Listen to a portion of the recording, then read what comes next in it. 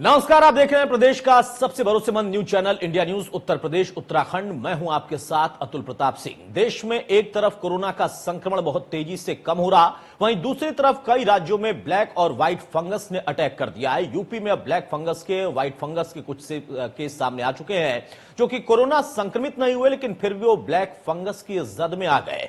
Lucknow PGI में 2 ऐसे मरीज मिले हैं जिन्हें ब्लैक फंगस तो है, लेकिन वो कोरोना से संक्रमित नहीं हुए थे। ऐसे में सवाल उठता है कि क्या ब्लैक फंगस किसी और वजह से भी हो रहा है और किसी को भी हो सकता है। इंडिया न्यूज ओपीडी में आज हम इसी विषय पर देश के प्रसिद्ध डॉक्टरों के साथ चर्चा करेंगे कि क्या कोरोना संक्रमित ना होने वाले लोग भी ब्लैक और व्हाइट फंगस का शिकार हो रहे या हो सकते हैं। आखिर कैसे वक्त रहते हमें इस फंगस को पहचानना है जिससे हालात बिगड़ने से पहले ही उसका उपचार शुरू हो जाए।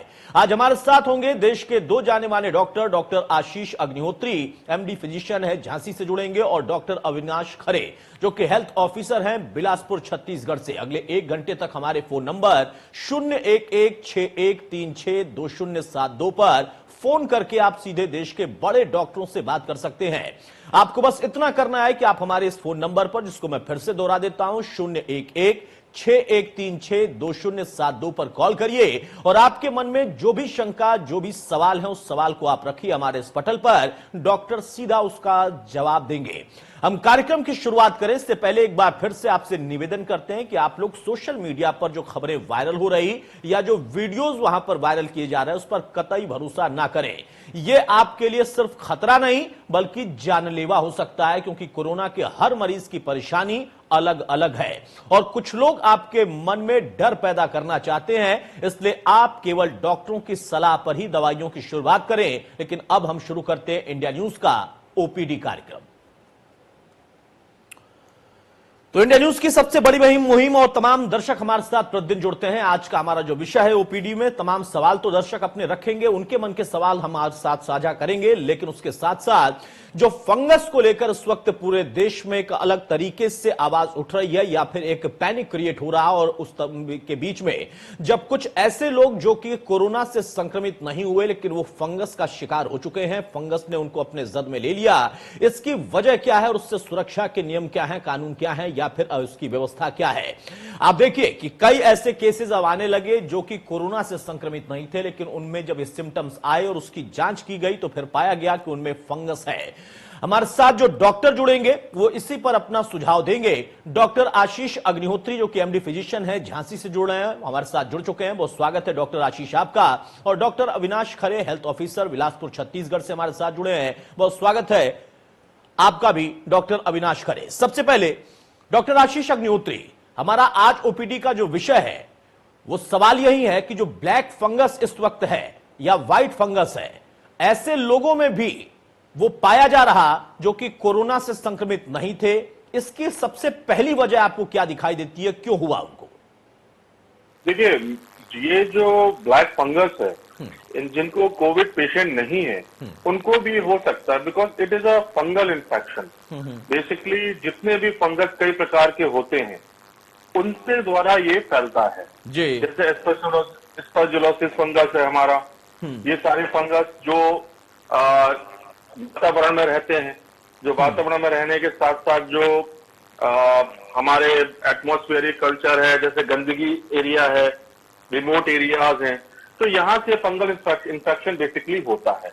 हाँ, इनका बेसिकली सबसे बड़ा कॉज क्या है कि इनके जो जिनमें सबसे ज्यादा होता है, जिनकी इम्यूनिटी लो होती है, जिन लोगों की खान पान सही नहीं होना, जिनकी इम्यूनिटी लो हो जाना, उनमें सबसे ज्यादा ये फैलता है। अब क्योंकि कोविड-19 जब से ये शुरू हुआ, जब से इसकी स्टार्टिंग हुई, तो उसमें बेसिकली इसका एक कॉज है हाइड्रोकॉर्टिसोन के अनयूजुअल इंजेक्शन लगना, अत्यधिक मात्रा में ठीक है इंजेक्शन लगना, जिससे इम्यूनिटी लो हो जाती है और जिसके कारण से ये जो फंगल इन्फेक्शन है वो तेजी से बॉडी के अंदर होने लगता है, जो हमें शो होने लगता है। तो that is the main causes की फंगल इन्फेक्शन जो हम म्यूकोरमाइकोसिस बोलते हैं, जिसको हम ब्लैक फंगस बोल रहे हैं, इसको बेसिकली ये म्यूकोरमाइकोसिस का नाम है। इसको हम लोग एक भाषा में ब्लैक फंगस भी बोलते हैं। तो इसी कारण से सबसे ज्यादा फैल रहा है।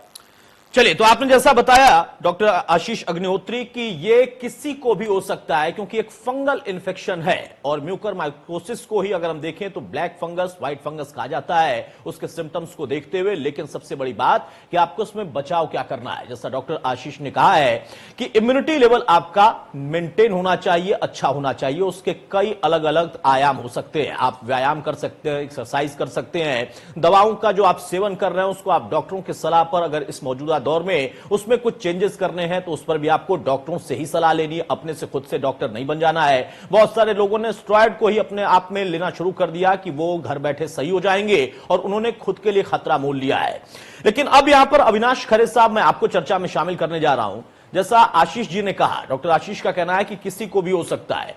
ये एक मेरे मन का सवाल है। आज कोरोना काल है, लेकिन ये जो फंगल इन्फेक्शन है और ये जो फंगस है, ये तो कहा जाता है कि एनवायरमेंट में हमेशा से था, लेकिन आज अचानक से इसमें वृद्धि क्यों हो रही? और कोरोना से संक्रमित जो लोग हैं उन पर अगर ये इफेक्ट करता है तो एक आम धारणा बनती है कि हां भाई कोरोना काल में है, इस वजह से है। लेकिन अगर आम लोग भी इससे इफेक्टेड होने शुरू हो चुके हैं, और जैसा डॉक्टर साहब ने कहा भी है कि कोई भी हो सकता है, अगर बॉडी में इम्यूनिटी कम है या कुछ और उसके कारण है, तो फिर आखिर ये अचानक से इस दौर में चर्चा इतनी क्यों है? सिर्फ इस वजह से कि कोरोना काल में है, या आम दिनों में कोरोना काल के पहले भी ऐसे केसेस आते थे म्यूकस को लेकर, फंगस को लेकर?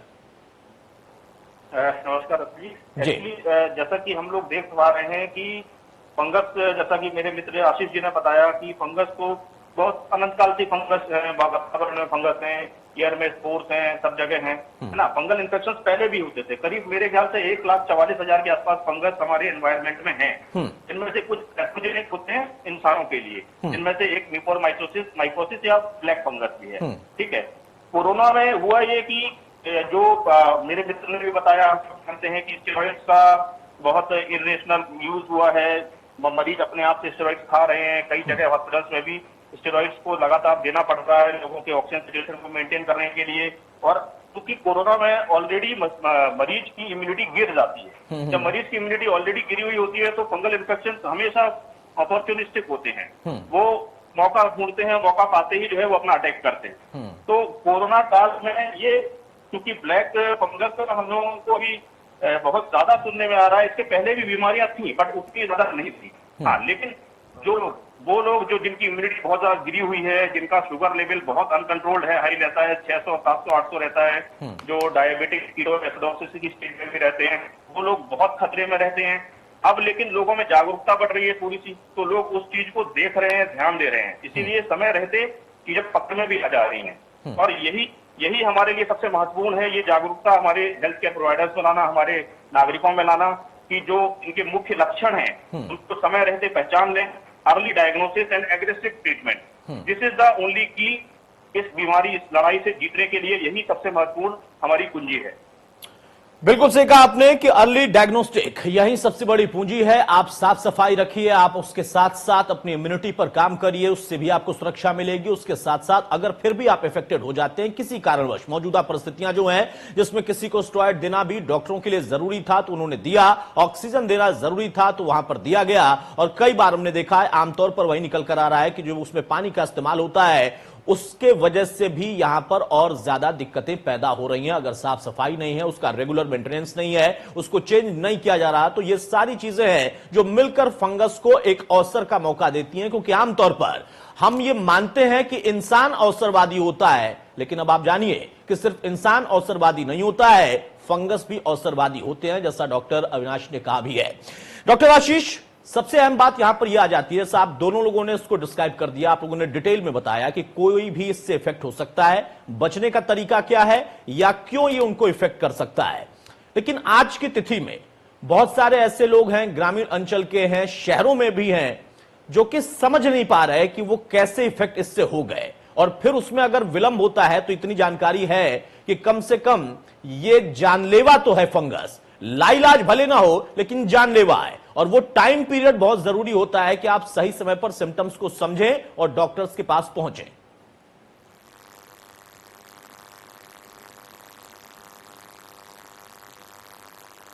चलिए, शायद मेरी आवाज आशीष जी तक नहीं पहुंच पा रही है। एक दर्शक हमारे साथ सिकंदर खान हरियाणा से जुड़े हैं। बताइए सिकंदर, क्या सवाल है आपका? मैंने एक सुबह वीडियो देखी आपकी, ज्यादा तो आपका व्हाट्सएप नंबर है तो आपको वीडियो भेज सकता हूँ सर। दिल्ली की वीडियो है सर वो। क्या है उस वीडियो में? वीडियो में सर एक लड़की मदद की गुहार लगा रही है सर। ठीक है, आप इस नंबर पर उस वीडियो में अगर कोई और भी संपर्क की व्यवस्था हो तो वो भी आप दे दीजिए, या हमारी पीसीआर टीम से आप उस पर फोन करके बात कर लें, वो नंबर आपका ले लेंगे और फिर उस पर आप व्हाट्सएप कर दीजिएगा। बहुत शुक्रिया हमारे साथ जुड़ने के लिए सिकंदर। देखिए, बहुत सारे ऐसे लोग हैं जो कि लोगों की सहायता करना चाहते हैं, किसी को मदद की अगर जरूरत है तो वो हमारे जरिए उस तक मदद पहुंचाना चाहते हैं या फिर खुद वो मदद करना चाहते हैं। तो सिकंदर की फोन ले लिया जाए नंबर उनका और उसके बाद उनसे वीडियो मंगा लिया जाए। बहरहाल डॉक्टर अविनाश खरे, मेरा सवाल आपने सुना था जो मैंने डॉक्टर आशीष से पूछा था, जो टाइम होता है या वो जो समय होती है उपचार की अवधि, वो बहुत जरूरी है किसी भी बीमारी से लड़ने के लिए। लेकिन बहुत सारे लोग अभी तक इसके सिम्टम से अवेयर नहीं है। अगर उनमें कुछ इस तरीके के सिम्टम्स आते हैं तो कई बार लोग इसको मानते हैं कि चेहरे पर अगर कालापन है या लालिमा आ रही है तो इन्फेक्शन है, आंखों में अगर 1-2 दिन तक लालिमा है तो उसको भी बहुत ज्यादा तवज्जो नहीं देते या घरेलू उपचार करके आगे बढ़ जाते हैं। वो कितना खतरनाक है?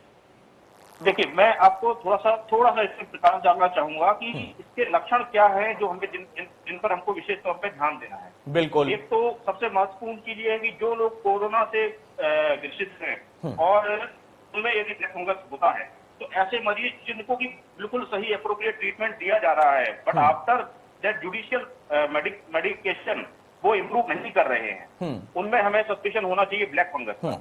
या फिर ऐसे मरीज जो बहुत अच्छा परफॉर्म कर रहे थे, मेंटेन कर रहे थे सब कुछ, लेकिन एकदम से उनकी कंडीशन डिटोरिएट हो जाती है, तो ऐसे मरीज में भी हमको ब्लैक फंगस का सस्पिशन होता है और उसकी हमको पूरी जांच पड़ताल करनी चाहिए।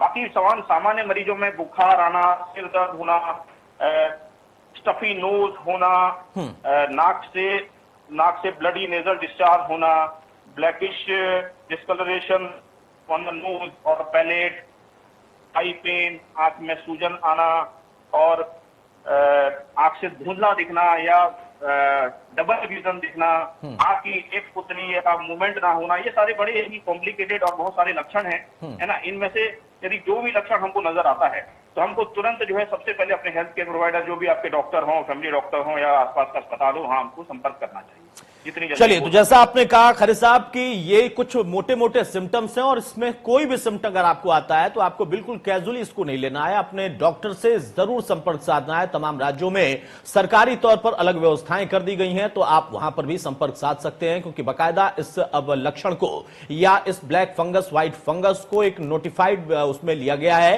कि हर एक जो मरीज होगा उसकी डिटेल जानकारी राज्य से लेकर केंद्र तक होनी चाहिए। आप दोनों हमारे साथ बने रहे। डॉक्टर नवल किशोर शाक्य हमारे साथ जुड़ चुके हैं जो कि सर्जन है, कैंसर विभाग लखनऊ में। बहुत स्वागत है डॉक्टर नवल आपका।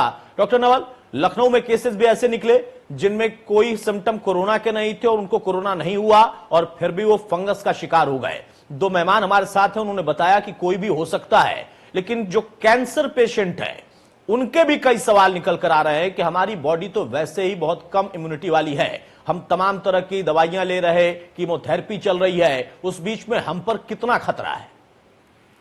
जी, मैं हूं doctor Naval Kishore Sake ji, Lucknow left cancer hospital, former assistant professor ji, Lucknow medical college. ठीक है, बहुत सारे मरीज अभी आप कह रहे थे, पहले तो जितने भी ऑडियंस हैं उनको मेरे तरफ से बहुत बहुत नमस्कार और धन्यवाद। मेरे जितने कैंसर के मरीज हैं, मैंने बहुत सारे मरीज जो हमारे कैंसर के हैं, जिन मरीजों में जो कीमोथेरेपी के हैं, इवन की अभी 1 महीने से तो सर्जरी सारी की सारी पोस्टपोन्ड है, लेकिन कीमोथेरेपी के जो पेशेंट थे जिनको मैं डिनाई नहीं कर सकता था, वो मरीज भी कोरोना से पॉजिटिव पाए गए। ऐसे मरीजों में जो उनके सिम्टम ऑलरेडी इम्यूनिटी कम थी और उसको इम्यूनिटी बढ़ाने के लिए हमने बहुत सारे इम्यूनोप्रोफाइलैक्टिक हमारे पास जो मेडिसिन होती हैं उनके साथ में प्लस उनको होम क्वारंटाइन, उनकी जो कीमोथेरेपी थी उसको पोस्टपोन किया गया, क्योंकि फर्दर कीमोथेरेपी से ढेर सारी कॉम्प्लिकेशन होती हैं, like neutropenia, total leukocyte count कम हो जाता है, ऊपर से कोरोना के बहुत सारे सिम्टम अगर जो थे तो उनके उन मरीजों की पहले हम लोगों ने उनकी इम्यूनिटी को आगे बढ़ाने का काम किया और उनका कीमोथेरेपी को पोस्टपोन करके उन मरीजों को भी कोरोना के लिए काम करने का काम किया गया। और बेसिकली सबसे बड़ी चीज जो इस जो इसकी दूसरी लहर में हमने जो पाई, जो इसका डबल म्यूटेंट वेरिएंट था B.1617, डिफरेंट टाइप के इसमें सिम्टम थे। कुछ मरीजों में टोटली एसिम्टोमेटिक सिम्टम थे, कोई ठीक है। सिम्टम ही नहीं, बट दे आर पॉजिटिव। ठीक है, कुछ पेशेंट अपना कंप्लेंट कर रहे थे, जैसे फीवर, स्नीजिंग, कफ, कोराइजा, मलेज, इस टाइप की जो सिम्टम कर रहे थे, तो उनको सिम्टोमेटिक ट्रीटमेंट किया गया। और कुछ मरीज जिनकी कंडीशन बहुत ज्यादा खराब थी, उनको इमीडिएटली, इवन कि मेरा hospital, I am a surgical oncology doctor, मैं सर्जिकल ऑन्कोलॉजी का डॉक्टर होने के बावजूद भी उन मरीजों की मैंने मदद की, उनको हर संभव ऑक्सीजन और सपोर्टिव ट्रीटमेंट देके उनको कंडीशन तक पहुंचाया। 2 और 3 दिनों में रखे, फिर उनको डिफरेंट मेडिकल कॉलेज और दूसरे अस्पतालों में रेफर करने का हमने काम किया।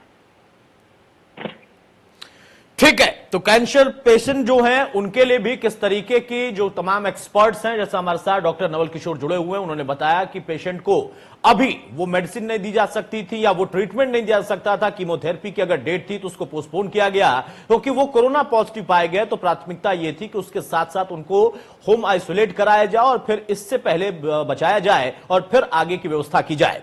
डॉक्टर आशीष अग्निहोत्री, मैंने जो सवाल आपसे किया था टाइमिंग को लेकर, यहां पर देखिए, जब हमने थोड़ी सी लापरवाही बरती तो सेकेंड वेव में वायरस ने अपने अंदर म्यूटेशन करके खतरा बढ़ा दिया।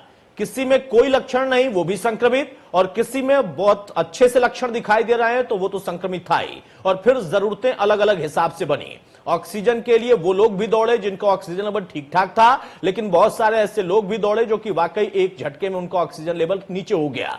टाइमिंग पर ही सब कुछ निर्भर है, तैयारी हमारी उसके हिसाब से होनी चाहिए। अगर हम ब्लैक फंगस, व्हाइट फंगस या म्यूकरमाइकोसिस की बात करते हैं तो वहां पर भी आप लोग क्या सजेस्ट करते हैं कि अगर किसी में भी कोई लक्षण आए तो कितनी जल्दी वो कहां तक पहुंचे? क्या अस्पताल तुरंत पहुंचना जरूरी है या डॉक्टर से वो कम्युनिकेशन कर सकता है, वीडियोस के जरिए टेलीफोनिक कम्युनिकेशन कर सकता है और फिर जरूरत पड़े तो अस्पताल पहुंचाया जाए, या अस्पताल पहुंचाना ही जरूरी है? देखिए सर, इसमें सबसे बड़ी चीज ये है कि ये डिपेंड करता है पेशेंट के सिम्टम्स पर। अगर सिम्टम्स में अगर ब्रेन वाले सिम्टम्स आ रहे हैं, जैसे हेडेक, उसका नेजल ब्लीडिंग हो रहा है, नाक से इसके अलावा लगातार बुखार आना, फीवर आना, नेजल और साइनोसिस की प्रॉब्लम होना, वन साइडेड फेस स्वेलिंग, क्योंकि अगर ये ब्रेन में जा रहा है तो आप डेफिनेटली समझिए it is a very dangerous. बिल्कुल। और पेशेंट्स को, मरीज को तत्काल हॉस्पिटल में भर्ती होकर के अपना ट्रीटमेंट, एग्रेसिव ट्रीटमेंट स्टार्ट कराना है। अगर तो इसमें समटाइम इसके डिफरेंट सिम्टम्स लंग्स का जो रहता है, बेसिकली जैसे कफ, कोराइजा, चेस्ट पेन, ब्रेथलेसनेस होना, तो इसके लिए थोड़ा सा मतलब मरीज को टाइम मिल जाता है तो डॉक्टर से ओपीडी में कंसल्ट कर सकता है, अपने ट्रीटमेंट स्टार्ट करा सकता है।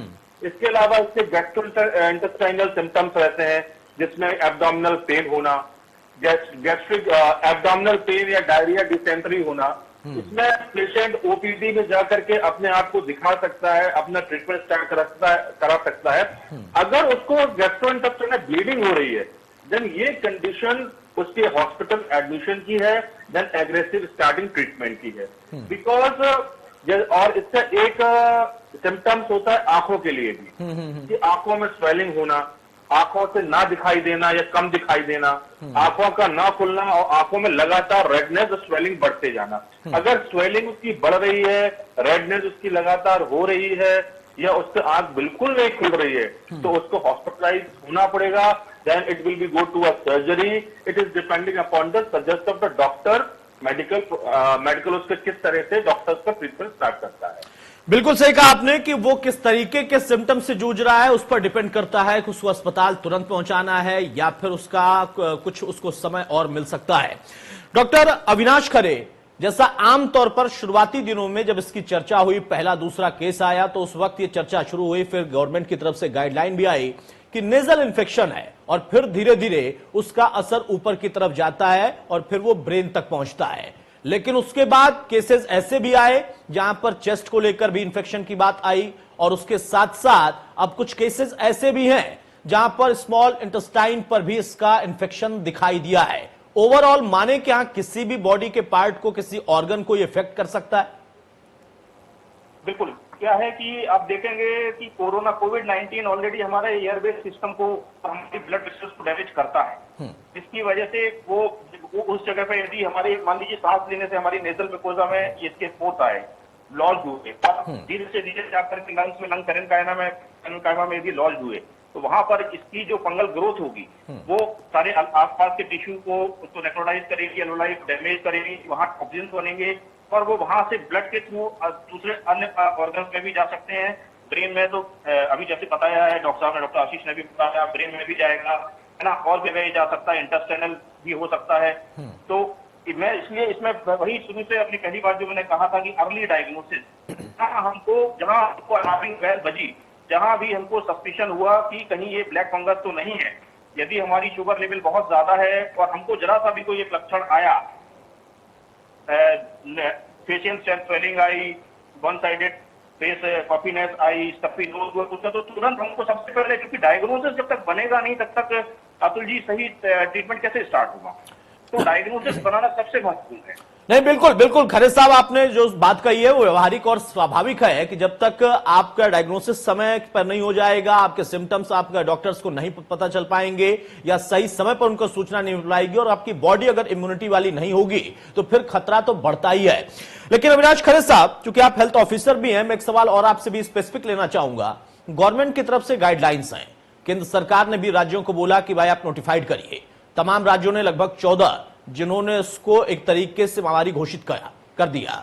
अब यहां पर सवाल यह कि आप लोग प्लानिंग किस तरीके से धरातल पर कर रहे हैं, शहर से लेकर ग्रामीण अंचल तक इसकी मॉनिटरिंग कैसे कर रहे हैं, जिससे कई और राज्य भी सीख सकते हैं और फिर एक ऐसा मैप बने जो कि केंद्र स्तर पर मॉनिटर हो और फिर उससे तमाम राज्य भी जुड़ जाए, मरीज सीधे अगर कोई भी इससे संक्रमित होता है तो उसका डेटा वहां तक पहुंचे। बिल्कुल, इसके जो लक्षण हैं उसको लेकर अवेयरनेस हमारे हेल्थ केयर प्रोवाइडर्स को भी दी जा रही है, लगातार ऑनलाइन ट्रेनिंग्स वगैरह भी हो रही हैं। मेडिसिन के लिए भी गवर्नमेंट ने पूरा लाइन अप कर दिया है, कई राज्यों ने इसको महामारी भी घोषित किया है।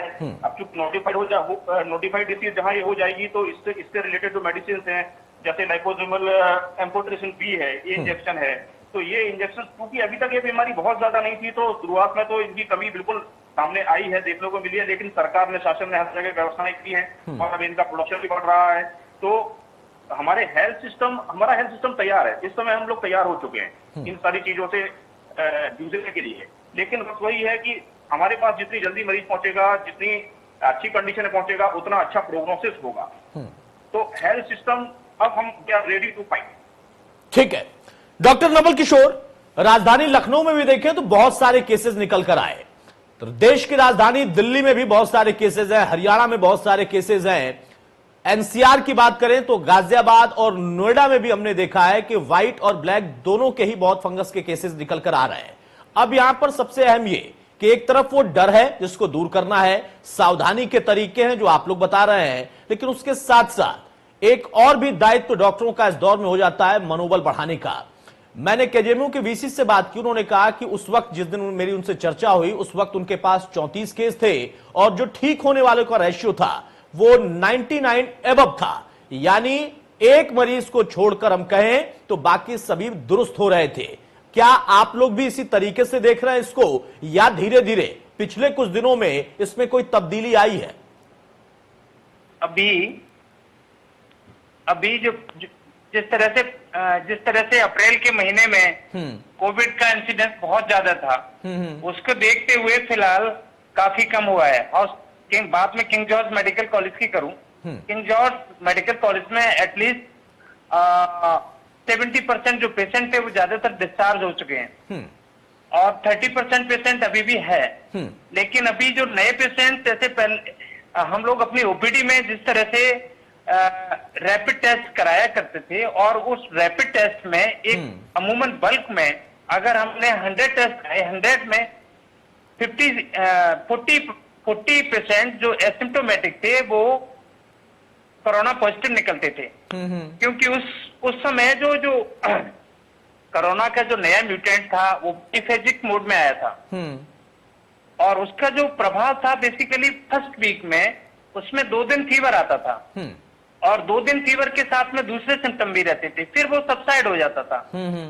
तो उसमें मैंने अपना एक फेसबुक पे उस समय हमने एक वीडियो भी शेयर किया था और उस वीडियो के माध्यम से लोगों को बताया था कि जो फर्स्ट पीक में है आपको अलर्ट हो जाना है और सेकंड पीक की हमको तैयारी करके रख लेनी है, क्योंकि अगर फर्स्ट पीक के सिम्टम हमने सिम्टोमेटिक दवाइयों से हमारे सबसाइड नहीं हुए जी, और सपोज दैट उसका जो कोरोना का जो बेसिकली लंग्स में जो फाइब्रोसिस होती है, दैट परमानेंट फाइब्रोसिस, उसको हमें बचाना है। और सपोज दैट कोई कोमॉर्बिड कंडीशन रहती थी जिन पेशेंटों में, लाइक मेरे जैसे पेशेंट हो गए, कैंसर के पेशेंट हो गए, या फिर डायबिटीज हो गया और ट्यूबरकुलोसिस दूसरी बीमारियों के पेशेंट हो गए, तो उनको बचा पाना बहुत मुश्किल था। मैंने खुद अपने हाथों मतलब मैंने खुद देखा है इतने सारे मरीज जिनको कोमॉर्बिड कंडीशंस थी उनको बचा पाना बहुत मुश्किल था।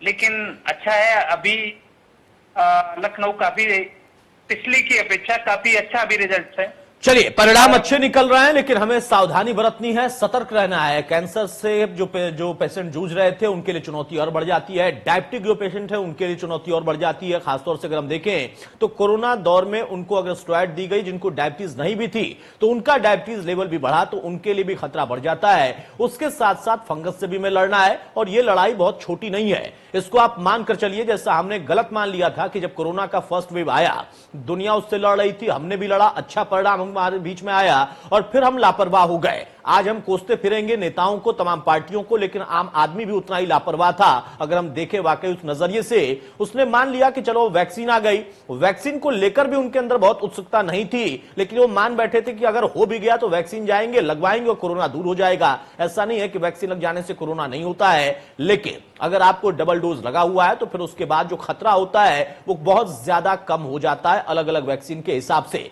अब यहां पर हमें सतर्कता बरतनी है, लगातार बरतनी है। हो सकता है कि ये आपकी लड़ाई साल 2 साल नहीं बल्कि 3-4 साल तक भी चले, तो आपको उन मंत्र का भी इस्तेमाल करना है, उनका पालन करना है, जो कि बार बार कहा जा रहा, लेकिन बहुत सारे लोग लापरवाह हैं।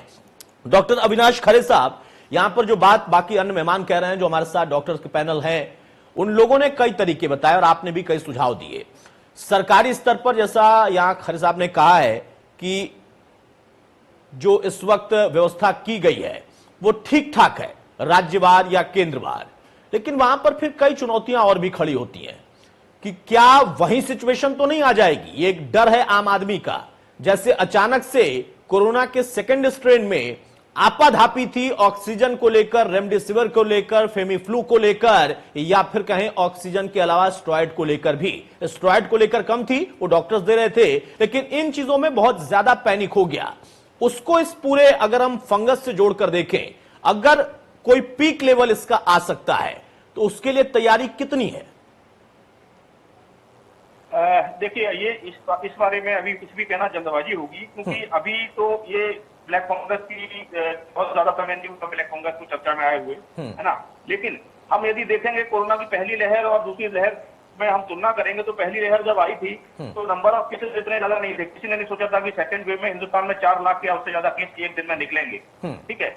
और पहली लहर में जो पेशेंट थे वो 80% लोग एसिम्प्टोमेटिक, लेकिन दूसरी लहर में लगभग इतने ही पेशेंट सिम्प्टोमेटिक हैं, लगभग सारे 80 to 90% लोग सिम्प्टोमेटिक हैं और कहीं ना कहीं इनको किसी ना किसी स्टेज पर मेडिकेशन की भी जरूरत पड़ी है, ऑपरेशन की भी जरूरत पड़ी है, बहुत सारी चीजों की जरूरत पड़ी है। तो ब्लैक फंगस आगे जाकर के ये किस करवट बैठेगा, इसको कह पाना अभी भी इस बारे में कुछ भी बहुत ही जल्दबाजी होगी, है ना। लेकिन यदि जागरूकता लाई है, हमारे नागरिकों के अंदर एक जागरूकता लाई जाए, और देखिए मतलब मैं मोटे तौर पे ये समझाना चाहता हूँ कि हम जो तैयारी कर रहे हैं, अस्पताल बना रहे हैं, बेड रेडी कर रहे हैं, ऑक्सीजन और एंटी फंगल ड्रग्स और ये सारी जो चीजें हैं, लेकिन यदि मान लीजिए कोई थर्ड वेव आई, अभी पहली वेव जो तो नहीं सोचा था कि 4 लाख उससे ज्यादा केस आएंगे, थर्ड वेव आई तो पता नहीं कितने क्या केस आएंगे, कितना बड़ा वो एक चर्च जाएगा, उसमें वो हम कुछ नहीं कह सकते। तो तैयारियां तो साहब इसमें निरंतर चलती रहेंगी, आगे नए नए आयाम आएंगे, नई नई चीजों को इसमें जोड़ना पड़ेगा। तो अभी ब्लैक फंगस को लेकर के ये कि अभी इसका पीक कब आएगा, क्या होगा, ये बहुत जल्दबाजी दे दिया वो जवाब होगा। चलिए, बिल्कुल सही कहा आपने कि कुछ बातें और कुछ सवाल ऐसे होते हैं जिनका जवाब इतना आसानी से नहीं दिया जा सकता, लेकिन हाँ, वो सवाल अगर मन में रहे तो कमोबेश थोड़ी बहुत तैयारी तो हम कर सकते हैं, और ये हमने सीखा है सेकेंड वेव में। अगर सेकेंड वेव में इस तरीके से हमने तैयारी को लेकर थोड़ी तत्परता बरती तो उसका कहीं ना कहीं परिणाम मिलना हमें आज के दौर में ही शुरू हो गया, और यह हमें आगे के लिए तैयार कर रहा है कि हो सकता है कि थर्ड वेव या फंगस का कोई पीक लेवल, तो वहां पर हमें क्या व्यवस्था करनी है। आशीष अग्निहोत्री साहब, अब यहां पर जरा मैं महिलाओं को, खासतौर से जो गर्भवती महिलाएं हैं और जो बच्चे हैं, उनको भी इससे जोड़ना चाहता हूं। यह भी एक बात है कि थर्ड वेव में उन पर असर होगा, वैक्सीन अभी उनके लिए है नहीं, बच्चों के लिए बनी नहीं, और महिलाएं जो गर्भवती हैं उनको दी नहीं जानी है। उस बीच में फंगस का इफेक्ट भी है। बच्चों का अगर हम देखें तो उनका ऑर्गन जो कि डेवलप हो रहा है, वहां पर भी कई ऐसे केसेस आ गए जो कि बच्चे भी इससे इफेक्ट हो रहे हैं। तो वहां पर किस तरीके का खतरा रहता है और वहां पर उनका बचाव कैसे हम करें? सिम्टम्स कमोबेश यही होते हैं, लेकिन खतरा एक युवा की तुलना में उन पर ज्यादा हो जाता है। जी बिल्कुल, बात आप सही कह रहे हैं। आपने जो बात रखी है बिल्कुल बात सही है कि बच्चों में और गर्भवती महिलाओं में ये खतरा ज्यादा हो जाता है। जैसे कोविड-19 का, अब इसके लिए बेसिकली क्या है, गवर्नमेंट जो गाइडलाइन दे रही है, गवर्नमेंट का लगातार कहना है कि जो 18 साल से कम उम्र के बच्चे हैं, जो 10 साल से और कम उम्र के बच्चे हैं, वो लगातार घर पर ही रहें। कोशिश ये रहे कि वो, जैसे जिनको कोविड-19 के जो सिम्टम्स आते हैं, जिन लोगों को, उनको बच्चों से दूर रखें। और समय समय पर, मतलब मेरा कहना है कि हेल्दी फूड्स देना, लगातार बच्चों में इम्यूनिटी को बढ़ाना, ये हमारा बेसिक कॉन्सेप्ट है कि बच्चों में लगातार उनको गर्म पानी पीने की आदत डालना, कि बच्चे कम से कम गर्म पानी पिए, हर चीज गर्म खाएं, ठंडी चीजों को ना खाएं। हम प्राय देखते हैं कि बच्चे हमेशा ठंडा पानी पीने की कोशिश करते हैं, अपना जंक फूड्स खाते हैं। तो इसके बजाय हेल्दी फूड, जो विटामिन सी की मात्रा के जो हमारे सब्जियां हैं, जो हमारे फल हैं, इनको लगातार लेना। तो बच्चों को एक सिम्टोमेटिक, कहना चाहिए कि सिम्टोमेटिक ट्रीटमेंट के आधार पर बच्चों को इम्यूनिटी को डेवलप करना, ये हमें प्राय देखना है। और यही सेम पैटर्न हमको गर्भवती महिलाओं के लिए भी अपनाना है कि वो, मतलब एक आइसोलेशन जगह पर, मतलब अपने घर के अंदर ही रहें, घर के वातावरण में के एटमॉस्फेयर को ही ऑब्जर्व करें, उसी में ही एडजस्ट हो, बहुत ही कम बाहर निकले, अगर निकलने की जरूरत हो तभी। सेकेंडरी वही चीज की इम्यूनिटी को बढ़ाएं, अच्छा स्वास्थ्यवर्धक भोजन लें, गर्म चीज लें। और कहते हैं कि सिम्टोमेटिक ट्रीटमेंट में जैसे हम ये कह सकते हैं कि लगातार जैसे भाप लेना, गर्म पानी की भाप ले सकते हैं। तो इन सब चीजों से हम ये देख सकते हैं कि काफी हद तक, मेरा मतलब अपना मानना है कि 80% क्योर हम हर हालत में कर सकते हैं बच्चों के लिए और गर्भवती महिलाओं के लिए, जब तक आगे कोई इनका 18 साल से कम बच्चों के लिए जो इंजेक्टेबल सॉल्यूशन है, गर्भवती महिलाओं के लिए इंजेक्टेबल सॉल्यूशन नहीं आ जाता है। ठीक है डॉक्टर नवल किशोर, एक और सवाल है। अगर हम ब्लैक फंगस या इस फंगस को ही जोड़कर देखें तो हर एक जगह से धीरे धीरे अब केसेस निकलने शुरू हो गए हैं, वो भारत का कोई भी हिस्सा हो, लेकिन कुछ पर्टिकुलर राज्य हैं जहां पर उसका एक अलग तरीके का असर दिखाई दिया। वहां पर जो केसेस थे उसमें उसका असर, इफेक्ट अगर हम देखें उस एरिया वाइज को, महाराष्ट्र की मैं बात कर रहा हूं, गुजरात की मैं बात कर रहा हूं, तो बड़ी संख्या में वहां पे आंखों पर इफेक्ट आया और बहुत सारे केसेस में उस ऑर्गन को निकालना पड़ा है, क्योंकि जान बचाना था, शरीर बचाना था, इसलिए एक पार्ट को निकालना पड़ा। और कई जगहों पर देख रहे हैं कि फंगस तो है लेकिन उसका उस तरीके का पर्टिकुलर वहां इफेक्ट नहीं है। इसकी क्या वजह है खास तौर पर? देखिए, जो भी अगर ब्लैक फंगस या व्हाइट फंगस के जो भी सिम्टोमेटिक लक्षण जब तक सीरियस नहीं हो तब तक वो इंडिकेशन नहीं है। जैसे आप बता रहे हैं गुजरात में बहुत सारी जगह इन्यूक्लिएशन ऑफ आई करना पड़ा, तो ये सारा का सारा जो है वो पूरा सिम्टोमेटिक, मतलब उसके सिम्टम पर डिपेंड करता है। अगर किसी को ब्लैक फंगस का बहुत ज्यादा सिम्टम है जिससे उसकी लाइफ डिटेरियोरेट हो रही है तो फिर इंडिकेशन है ही, उसको इन्यूक्लिएशन ऑफ आई करना पड़ेगा। ठीक है। कल मैंने एक पेशेंट ब्लैक फंगस का देखा था, उसके मैग्जिला के ऊपर पूरा ब्लैकनिंग हो रहा था और उसकी आई भी इन्वॉल्व हो गई थी। फॉर्चुनेटली मैं कल अपने कायमगंज फरुखाबाद में जहाँ हॉस्पिटल है मेरा, लक्ष्य कैंसर हॉस्पिटल, मैंने वहां देखा था और उसको फिर मैंने ट्रांसफर कर दिया लखनऊ के लिए। मेडिकल कॉलेज के लिए। अब आगे क्या प्लान होगा उसके बारे में फिर मेडिकल कॉलेज वाले डिसाइड करेंगे। तो ठीक है। बेसिकली जी अविनाश खरे साहब, यही सवाल मैं थोड़ा स्वरूप बदलकर आपसे करना चाहूंगा, क्योंकि जो यहां पर कोरोना का वायरस था उसने अपना स्वरूप बदला, जो फंगस था उसमें भी क्या स्वरूप बदलने की उतनी ही ताकत है? क्योंकि जो मैंने सवाल किया था यहां पर नवल जी से कि अगर महाराष्ट्र और गुजरात की बात करें तो वहां पर इफेक्टिव और उसी ऑर्गन पर ज्यादा इफेक्टिव, बाकी जगहों पर वैसे केसेस हैं लेकिन उस तुलना में नहीं है, सिम्टम अलग अलग आ रहे हैं। ये क्या एरिया वाइज इसका कोई कनेक्शन है, या फिर कहें कि इसमें भी उतना ही अपने आप को म्यूटेट करने की ताकत है? अभी इसके म्यूटेशंस को लेकर के तो कोई इंफॉर्मेशन जानकारी नहीं आई है अभी तक कि ब्लैक फंगस क्या म्यूटेट करा है, कब कितना कर सकता है। हाँ, लेकिन ये हमारे डिफरेंट एरियाज की डेमोग्राफी चूंकि अलग अलग है, तो बहुत सारी चीजें होती हैं जो उस पर डिपेंड करती हैं। जैसे सर ने बताया कि सिम्टम्स पे बहुत ज्यादा एक ब्रॉड स्पेक्ट्रम ऑफ सिम्टम्स है ब्लैक फंगस का। कहाँ पर किस पॉपुलेशन में क्या सिम्टम्स ज्यादा आ रहा है, क्या वो आ रहा है, अभी इन सब पे स्टडी करना मुझे लगता है कि अभी जरूरी है, बहुत ज्यादा जरूरी है कि किन क्षेत्र के लोगों में ब्लैक फंगस कहां पर ज्यादा अटैक कर सकता है। तो ये इंफॉर्मेशन अभी हम लोग कलेक्ट करना है, इस पे और अभी रिसर्च करने की आवश्यकता है। हाँ, लेकिन महाराष्ट्र से ज्यादा केस रिपोर्ट हो रहे हैं, वहां ज्यादा सीवियर कंडीशंस हैं। डेथ तो काफी सारे राज्यों में रिपोर्ट की जाती है ब्लैक फंगस है ना, लेकिन ये कि कहाँ के लोगों में ये किस अंग पे ज्यादा इसका अटैक होगा ये कह पाना अभी तो संभव नहीं है। आशीष अग्निहोत्री साहब, अगर हम इसी बात को समझें तो देखिए कई बार कुछ ऐसी बीमारियां हैं, खासतौर से मैं उदाहरण देता हूं कि उत्तर प्रदेश का एक हिस्सा, गोरखपुर का वो तराई बेल्ट का पूरा हिस्सा, जहां पर हर साल हम देखते हैं कि वो पैनिक फैलता है और सबसे ज्यादा प्रभावित होते हैं बच्चे। उसको आप जापानी इंसेफेलाइटिस कह लें, मेनिंजाइटिस कह लें, या फिर दिमागी बुखार कह लें, लंबे समय से उसकी तोड़ निकालने की कोशिश हो रही है, वो पूरा हिस्सा और बिहार का कुछ हिस्सा। लेकिन अब जाकर धीरे धीरे उसमें कुछ सफलता मिली, अभी भी पूरी तरह से नहीं, अभी बहुत बड़ा कुछ होना बाकी है। ये डेमोग्राफिक जो कंडीशन है जिसका जिक्र कर रहे थे यहां पर खरे साहब, कि डेमोग्राफी भी बहुत कुछ चैलेंजिंग होती है, उसके वजह से भी कुछ असर आता है। तो क्या माने कि हां, इस चीज को भी ध्यान में रखना होगा सरकारी स्तर पर, प्राइवेट स्तर पर, क्योंकि अब सीजन भी वैसे ही आने वाला है। जब मौसम बदलेगा, बरसाती सीजन में अब हम जाने वाले हैं, प्रवेश करने वाले हैं, तो वहां पर फंगस का खतरा और अलग हो सकता है, वो चुनौती भी है। बिल्कुल बिल्कुल, आपका कहना सही है कि जब मौसम बदलेगा तो डेमोग्राफी चेंजेस आएंगे, एटमॉस्फेयर में चेंजेस होंगे, जिससे खतरा भी बढ़ेगा। क्योंकि ये हम भी ये जानते हैं कि बीमारी जो भी कोई भी डिजीज है वो बहुत ज्यादा एटमॉस्फेयर को एनवायरमेंट पर डिपेंड करती है। जैसे कि जब सर्दी विंटर का समय आता है तो आप देखेंगे कि वो हेल्दी सीजन हम बोलते हैं, बीमारियां बहुत कम होंगी।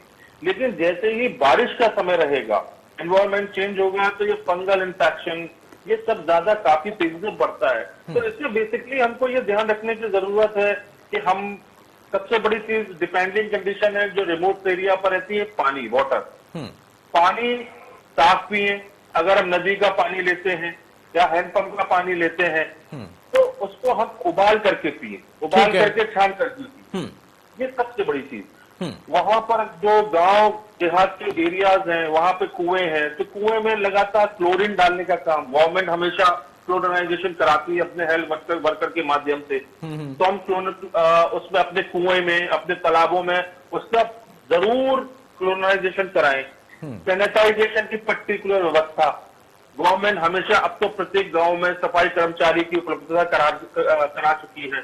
HWC जो हेल्थ HWC सेंटर्स हैं जो गवर्नमेंट के द्वारा प्रत्येक गांव में खोले गए हैं, जहां पर सामुदायिक स्वास्थ्य अधिकारी एंड ANM ये दोनों हेल्थ वर्कर्स परमानेंट रहते हैं जो बचाव का कार्य करते हैं। तो लगातार उनके संपर्क में रहना और लगातार, जो मैंने पहले भी कहा अब भी कह रहा हूं, कि इसके साथ साथ अपना बचाव करते हुए अपनी इस बीमारी, चाहे कोविड-19 हो, कोविड-19 से एसोसिएटेड ब्लैक फंगस या व्हाइट फंगस, ये बीमारियां जो है इसमें हमेशा अपनी इम्यूनिटी को स्ट्रांग रखना। चलिए, शरीर की जो ताकत है उसको अगर आप बनाकर रखेंगे तो कई बीमारियों से, चाहे वो कोरोना हो या फिर आपको कोरोना हो चुका हो या फिर उसके बाद फंगस का इफेक्ट हो सकता है, तो तमाम जो सुझाव डॉक्टर्स दे रहे हैं उसमें सबसे प्रमुख यही सुझाव है।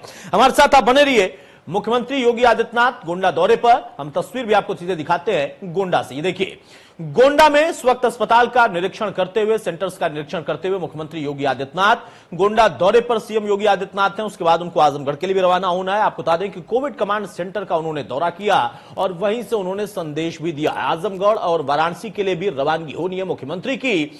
मुख्यमंत्री जो खुद संक्रमित हुए और संक्रमित होने के बाद जब उनका उपचार चल रहा था, उस वक्त लगातार वो हॉस्पिटल से मॉनिटरिंग कर रहे थे और निर्देश दे रहे थे, लेकिन उसके बाद जैसे ही उनकी रिपोर्ट नेगेटिव आई, उसके बाद मुख्यमंत्री माननीय योगी आदित्यनाथ लगातार अलग अलग जिलों में खुद पहुंचकर सेंटर्स का दौरा कर रहे हैं। न सिर्फ उन तमाम मरीजों से दूर से उनकी बातचीत होती है, बल्कि जो वहां पर कोरोना कर्मी हैं, जो कोरोना योद्धा हैं, वो फ्रंटलाइन वर्कर्स हैं, उनसे भी सीधा संवाद वो करते हैं, पूछते हैं कि कैसी तैयारी, क्या अव्यवस्था या क्या कमी है, किस तरीके की समस्या है। उन तमाम चीजों को व्यक्तिगत तौर पर भी वो जानते हैं। अपने आप में एक ऐसा मॉडल उन्होंने स्थापित किया जिसकी चर्चा आज हर जगह पर हो रही कि आपको यहां पर कैसे ट्रेसिंग करनी है, कैसे ट्रीटमेंट देना है और किस तरीके से अगर कोई अन्य जरूरतें हैं तो सरकार उसको पूरा करा सकती है। डॉक्टर नवल किशोर साहब, फाइनल कमेंट्री में आपका चाहूंगा। यहां पर महत्वपूर्ण ये जो बात आप लोगों ने बताई है, तमाम दर्शक हमारे साथ हर दिन जब जुड़ते हैं तो उनके आमतौर पर यही सब सवाल रहते थे और फिर जैसा कोरोना की दूसरी वेव की लड़ाई और फिर वैक्सीनेशन को लेकर शंका जो थी, उसमें कई तरह की शंकाएं हमने उनसे बातचीत जब की तो निकल कर आई। कौन सी लगवानी है, एक लग गई कोवैक्सीन तो दूसरी कौन सी लगेगी, अगर नहीं लगवानी है तो फिर क्या दिक्कत हो जाएगी, जिसको कोरोना से जीत मिल चुकी है वो आखिर फिर क्यों लगवाए, ऐसे तमाम सवाल आते थे। और फिर भी उसी बीच में फंगस आ गया तो डाइवर्जन फिर से हो गया। आप लोग इन तमाम चीजों को पैरेलली देखते हुए वैक्सीनेशन को लेकर किस तरीके की उत्सुकता आम जनता में देख रहे, और अगर है तो फिर उनको डोज मिल जाए, इसकी सुलभता कैसे तय हो पा रही है? क्योंकि सरकार अपनी तरफ से प्रयास कर रही है, लेकिन अभी भी कई लोग हैं जिनके मन में शंका है। हमने एमपी में कुछ केस देखे, हमने राजस्थान में कुछ केस देखे, हमने ताजा वाकया उत्तर प्रदेश में देखा कि अधिकारी जब पहुंचे वहां पर तो लोग नदी में कूद गए। पहली डोज लगवा चुके थे, दूसरी लगवाने को तैयार नहीं थे, कुछ ने पहली डोज लगवाने से इनकार कर दिया। ये चीजें भी अपने आप में चुनौती हैं। अभी हेलो जी नवल जी बताइए। जी जी जी वैक्सीन को लेके मुझे लगता है कि सरकार के साथ में जितने भी प्राइवेट हॉस्पिटल्स हैं और बेसिक एनजीओ है, नॉन गवर्नमेंट ऑर्गेनाइजेशन, इन सबको आगे आना पड़ेगा। जैसे पल्स पोलियो की शुरुआत थी, मुझे लगता है 90 या 92 से शुरुआत किया गया और एटलीस्ट ये 2012 तक चला। ऐसे ही मुझे लगता है ये कोरोना के बारे में भी चलेगा। तो मुझे लगता है कि इसके लिए गवर्नमेंट के अवेयरनेस के साथ में हमारे पॉलिटिकल और प्लस पॉलिटिकल लोगों के साथ में जितने एनजीओ हैं, इन सबको आगे आना पड़ेगा। और एक चीज आपने और पूछी थी पहले अभी कि फंगस, जैसे ये कोरोना म्यूटेंट के वेरिएंट आ रहे हैं और फंगस के वेरिएंट आ सकते हैं या नहीं, तो मैं आपको बताना चाहूंगा। बेसिकली जो कोरोना है वो एक वायरस है और जबकि जो म्यूकोमाइकोसिस जो फंगस है वो एक फंगस है, फंजाई बोलते हैं। तो इसमें वेरिएंट बहुत कम, इसके म्यूटेशन के चांस बहुत कम होंगे, क्योंकि बेसिकली जो वायरस में जो आरएनए का रेप्लिकेशन होता है और जब रिवर्स ट्रांसक्रिप्शन होता है उसमें म्यूटेंट के बनने के चांस बहुत ज्यादा होते हैं। तो मुझे नहीं लगता कि इसमें भविष्य में इसके म्यूटेंट के वेरिएंट आएंगे। और बिल्कुल सही कहा आपने, और जैसा इसीलिए हम लोग इन तमाम खबरों पर, उन पहलुओं पर चर्चा करते हैं डॉक्टर साहब, क्योंकि देखिए सोशल मीडिया पर ना एक से एक ऐसी खबरें आती हैं जिसका कोई कहीं से लेना देना नहीं होता है, सिर पैर नहीं होता है और वो कहीं से भी जोड़ दी जाती हैं। जैसे आप लोगों ने पॉलिटिकल बयानबाजी बहुत सारी सुनी होंगी, आप लोग चूंकि डॉक्टर हैं तो मैं वहां कनेक्ट नहीं करूंगा आपको, लेकिन अलग अलग पार्टियों के अलग अलग बयान आते हैं। कोई कहता है कोरोना है ही नहीं, कोई कहता है कि कोरोना उस पार्टी का है, कोई कहता है कि उस वैक्सीन को बनाया है तो उस पार्टी की वैक्सीन हम नहीं लगवाएंगे, बाद में सबसे पहले वही लगवाते हैं। तो ऐसे सोशल मीडिया पर भी तमाम लोग हैं जो इस तरीके के भ्रम फैलाते हैं। लेकिन आपने साइंटिफिकली बताया कि बहुत कम चांसेस होते हैं फंगाई में अगर कोई म्यूटेशन की बात हो, इसलिए इसके चांसेस कम है, लेकिन भ्रम वहां पर भी फैलाया जा रहा है कि खतरा बढ़ेगा, अगर फंगस ऐसे नहीं आया तो वैसे आ जाएगा। डॉक्टर अविनाश खरे, फाइनल कमेंट्री में आपका चाहूंगा। जो सवाल मेरा था यहां पर नवल जी से, वही सवाल आपसे भी है कि इसकी एक मॉनिटरिंग सरकारी स्तर पर भी हो, ताकि जो जागरूकता है वो बनी रहे और बढ़े। वैक्सीन को लेकर पर्टिकुलर मेरा सवाल है। अगर हम उस बेल्ट को देखें, उस राज्य को देखें, तो एक बड़ा तबका आदिवासियों का, और वहां पर आप लोग खुद किस तरीके की चुनौती देखते हैं या उसमें सफलता मिल रही है आप लोग को? अभी तो बहुत सफलता मिल रही है। लोग अपने आप आगे आ रहे हैं वैक्सीन लगवाने के लिए।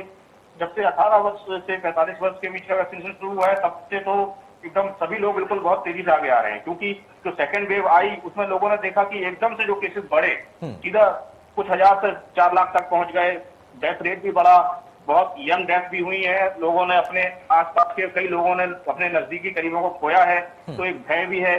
और अभी तक तो एक ही बात समझ में आती है कि वैक्सीन ही एकमात्र उपाय है जिससे कि हमें आगे सुरक्षा मिलेगी।